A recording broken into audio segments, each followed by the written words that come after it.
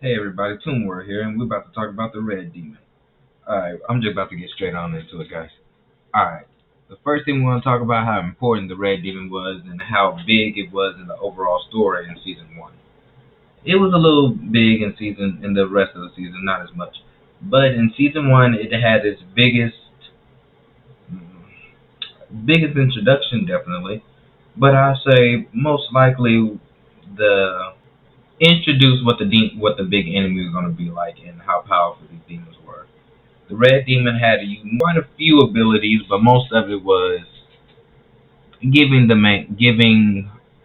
antagonist. I'm trying to figure a word for this. Basically, it increased the antagonist soldiers, people that couldn't become people that couldn't become the knights of the kingdom.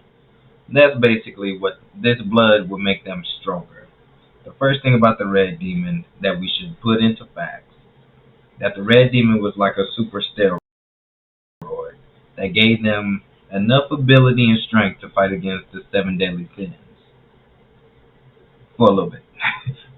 The seven deadly sins still OP, but they was able to fight against them enough to be like, okay, they won't be completely stopped. The other ability that the Red Demon had,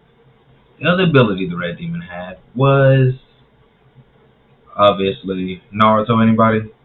Purgatory Fire, red fire, hotter than fire itself, able to burn anything. It was strong enough. It was strong enough to burn the the fairy kingdom.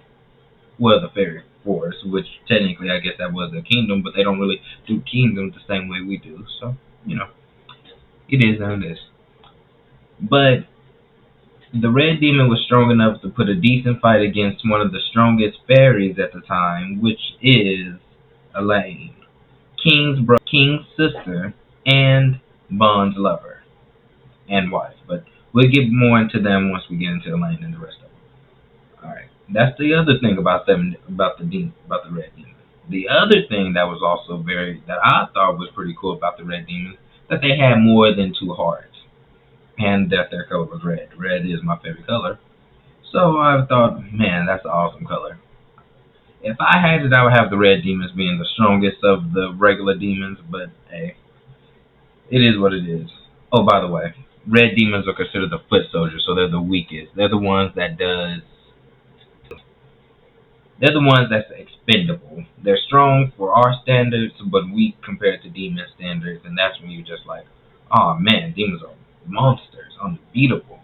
They just about were. Well, they wasn't unbeatable because the gods were. We'll get more into the goddess clan later, but the demons was one of the strongest clans, definitely.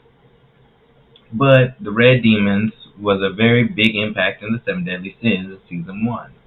The main enemy of the time used the Red Demon's blood to make his soldiers stronger, as I said before, and also studying and testing it for the next demon, which we'll talk about in the next video.